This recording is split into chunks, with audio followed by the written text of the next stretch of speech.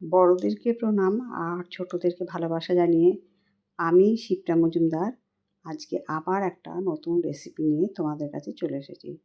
আশা করি রেসিপিটা তোমাদের ভীষণ ভালো লাগবে। তাহলে দেখতে শুরু করা এখন থেকে। আজকে আমি তোমাদেরকে কী দেখাতে চলেছি। দেখো বন্ধুরা, আমি এখন একটা কড়াই ওভেনে বসিয়ে দিয়েছি। তার মধ্যে কিছুটা সর্ষের তেল দিয়ে দিলাম। সর্ষের তেলটা গরম হয়ে যাওয়ার পরে একটুখানি লবণ আর একটুখানি হলুদ দিয়ে দিচ্ছি। এরপরে তেলটা আমি একটুখানি গরম হয়ে যাওয়ার পরে তারপরে দিয়ে দিলাম চিংড়ি মাছ। এখানে খোসাটা একটু একটু আছে, এইরকমভাবেই আমি পরিষ্কার করে নিয়েছি। আর চিংড়ি মাছের মধ্যে সুতোটা থাকে সেটা আমি ছাড়িয়ে নিয়েছি। এভাবে একটু লাল লাল করে রং ধরার পরে আমি চিংড়ি মাছটাকে সম্পূর্ণটা তেল ছেঁকে নামিয়ে নিলাম। এরপরে আমি একটা লাউ নিয়ে নিয়েছি। লাউটা প্রথমে পরিষ্কার করে ধুয়ে নিয়েছি, তারপরে দু আধখানা করে কেটে নিচ্ছি। আমি পুরো লাউটা ব্যবহার করব না, অর্ধেকটা লাউ আমি কীভাবে রান্না করে আজকে দেখাই তোমাদেরকে, সেটা তোমরা দেখতে থাকো। অর্ধেক লাউটাকে আবার কেটে নিলাম দু ফালি করে। অল টোটালি 4 ফালি লাউ দিয়ে আজকে আমি রেসিপিটা তৈরি করে দেখাবো। ছুরির সাহায্যে এরকম করে লাউয়ের খোসাটা একটু মোটার দিক দিয়েই ছাড়িয়ে রাখলাম, কেননা লাউয়ের খোসা কিন্তু ভাজা করে খেলে ভীষণ ভালো লাগে। তাই লাউয়ের খোসাগুলো রেখে দেবো, অন্য কোনো দিন রান্না করে এটাকে ভাজা করে খাবো। যাই হোক, লাউয়ের খোসাগুলো ঠিক এরকম করে প্রত্যেকটা টুকরো থেকে কেটে আমি বার করে নেব। আমি ছুরির সাহায্যে লাউটা কেটে নিচ্ছি, তোমরা ইচ্ছা করলে বটির সাহায্যেও কেটে নিতে পারো।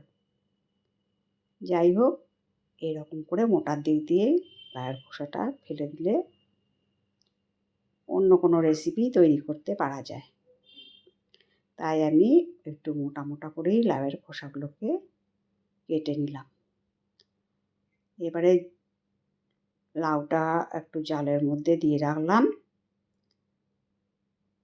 কেটে আর লাউটা ধোবো না। লাউ যেহেতু বাজার থেকে আনা হয়, তাই পরিষ্কার করে প্রথমে ধুয়ে নিয়েছিলাম। তারপরে এখন লাউয়ের টুকরোগুলোকে জলের মধ্যে দিয়ে পরিষ্কার করে ধুয়ে নিয়ে এবারে কুচি কুচি করে কেটে নিচ্ছি। আমি এইরকম করে কুচি করে সম্পূর্ণ লাউটাকে কেটে নেব। আজকে লাউ দিয়ে আমি চিংড়ি মাছ দিয়ে লাউ চিংড়ির একটা রেসিপি তৈরি করে দেখাবো তোমাদেরকে। আমি যেভাবে লাউ চিংড়ি রান্না করি তোমরাও করো, কিন্তু আমি যেভাবে লাউ চিংড়ি রান্না করি সেটাই আজকে তোমাদের কাছে শেয়ার করব। তোমাদের সাথে কথা বলতে বলতে লাউটা বেশ কিছুটা কাটা হয়ে গেল। আজকে আমি তোমাদেরকে নতুন স্বাদের একটা লাউ চিংড়ি রেসিপি তৈরি করে দেখাবো, একদম নতুন ধরনের। দেখো, পুরো লাউটা আমার কাটা হয়ে গেছে। বন্ধুরা, রেসিপিটা কিন্তু স্কিপ করো না। আমি রেসিপির শেষে একটা জিনিস দেব, তাতে কিন্তু স্বাদটা অন্যরকম হবে, তা না হলে তোমরা বুঝতে পারবে। একটু সরু সরু দিকে লাউটা কেটে নিলে পরে তাতে করে রান্নাটা করতে সুবিধা হয়। এবারে দেখো, চিংড়ি মাছ ভাজার পরে যে তেলটা বেঁচেছিলো তার মধ্যে একটা তেজপাতা দু আধখানা করে দিলাম, আর হাফ চামচ জিরে ফোড়ন দিয়ে দিলাম। জিরে ফোড়নটা দিয়ে যতক্ষণ না সুন্দর ভাজা গন্ধ বেরোয় সেই পর্যন্ত ফোড়নটাকে আমি ভালো মতন করে ভেজে নেব। এরপরে দিয়ে দিলাম একটা কাঁচা লঙ্কা, আর দিয়ে দিচ্ছি জিরের গুঁড়ো। জিরের গুঁড়ো এখানে আমি 1.5 চামচের মতন দিলাম। তারপরে আমি একটুখানি নাড়িয়ে চাড়িয়ে এটাকে হালকা করে তেলের মধ্যে ভেজে নিচ্ছি। অল্প সময় জিরের গুঁড়োটা ভেজে নিলে পরে কিন্তু যেন পুড়ে না যায় সেই দিকে নজর রাখতে হবে। এরপর আমি অল্প একটু জল দিয়ে দিলাম। জলটা যখন বেশ ভালো মতো ফুটে উঠেছে তারপরে আমি এর মধ্যে দিয়ে দিলাম হাফ চামচ হলুদ আর 1 চামচের মতন লবণ দিয়ে ভালো মতন করে খুন্তি দিয়ে নাড়িয়ে চাড়িয়ে এটাকে বেশ কিছুক্ষণ কষিয়ে নেব, যাতে না জিরের কাঁচা গন্ধটা থাকে। সে অবস্থা পর্যন্ত আমাকে কষিয়ে নিতে হবে। দেখো বেশ কষানোটা এইরকম পর্যায়ে হওয়া পর্যন্ত আমি কেটে রাখা লাউটা আস্তে আস্তে ওই মশলার মধ্যে দিয়ে দিলাম। বন্ধুরা, তোমরা কেমন করে লাউ চিংড়ি রান্না করো, আমার ভিডিওটা দেখে যদি তোমাদের ভালো লাগে বা এইভাবে করো কি না আমাকে একটু কমেন্ট করে জানিও। যাই হোক, একটুখানি নাড়ি চাড়ি দিয়ে তারপরে সব লাউটা দিয়ে দিলাম, কেননা প্রথম থেকে সব লাউটা দিয়ে দিলে মশলার সাথে মাখাতে খুব অসুবিধা হয়। সেই জন্য আমি ধীরে সুস্থে মশলার সাথে লাউটাকে নাড়িয়ে চাড়িয়ে রান্নাটা করে নিচ্ছি। এর মধ্যে যেহেতু লবণ দেওয়া আছে, খুব সহজেই কিন্তু লাউ থেকে জলটা বেরিয়ে আসবে। লাউ থেকে তো অনেকটাই জল বেরোয়, তাই আমি মশলার সাথে ভালো মতন করে নাড়িয়ে চাড়িয়ে এবার একটা ঢাকনা চাপা দিয়ে রাখলাম বেশ কিছুক্ষণ সময়ের জন্যে।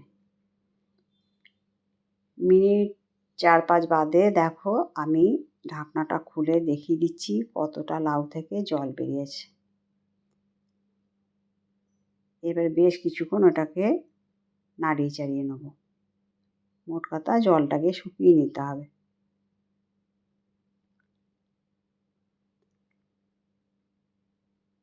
এই লাউ চিংড়ি গরম গরম ভাতের সাথে খেতে কিন্তু ভীষণ ভালো লাগে। এরপর আমি দিয়ে দিলাম স্বাদটাকে ব্যালেন্স করার জন্য 1 চামচ চিনি। আমি কিন্তু চিনিটা পরে দিলাম, এর জন্য জলটা কিন্তু আরও একটুখানি বেরিয়ে আসবে। দেখো লাউ চিংড়িটা এরকম পর্যায় পর্যন্ত রান্না করে নিলাম, জলটা অনেকটাই শুকিয়ে গেছে। এরপরে আমি এর মধ্যে দিয়ে দিলাম হাফ বাটি ঘন করে জাল দিয়ে রাখা দুধ। তোমরা লাউ চিংড়িতে দুধ দিয়ে রান্না করো কি না আমাকে অবশ্যই জানাবে। আর এই দুধ দেওয়ার জন্য কিন্তু লাউ চিংড়ির স্বাদটা এত সুন্দর হয়, বন্ধুরা তোমরা না তৈরি করে খেলে বিশ্বাস করতে পারবে না। দুধটা দিয়ে বেশ কিছুক্ষণ নাড়ি চাড়িয়ে নিলাম, আর এখন আঁচটা মাঝারি করে রেখেছি।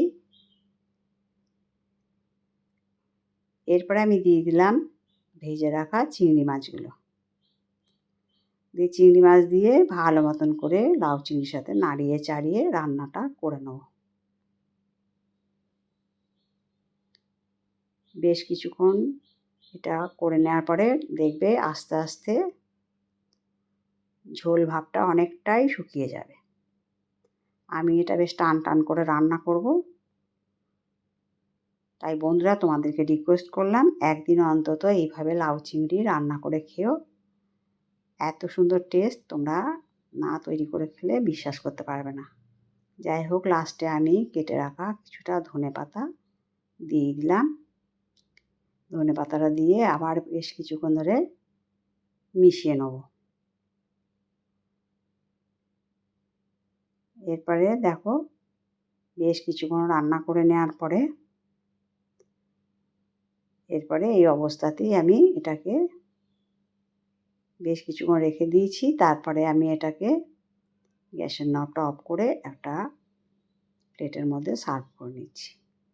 আশা করব আজকে লাউ চিংড়ির রেসিপিটা তোমাদের ভালো লেগেছে। যদি ভালো লাগে লাইক, শেয়ার, কমেন্ট আর সাবস্ক্রাইব করে আমার চ্যানেলের পাশে থেকো। আর যদি কোনো নতুন বন্ধু এসে থাকো অবশ্যই বেল বাটনটা অন করে দিও, তাহলে সমস্ত নোটিফিকেশান তোমাদের কাছে পৌঁছাবে। আর আমার যত কাছে দূরে বন্ধু আছো তোমরা প্রাণ ভরা ভালোবাসা নিও, আর তোমাদের সুন্দর সুন্দর কমেন্টসের অপেক্ষায় থাকি। আর কেমন লাগলো অবশ্যই জানাবে, কেমন? তাহলে আজ এই পর্যন্ত রাখি, অন্য কোনো দিন অন্য কোনো রেসিপিতে আবার দেখাবে, কেমন? টাটা।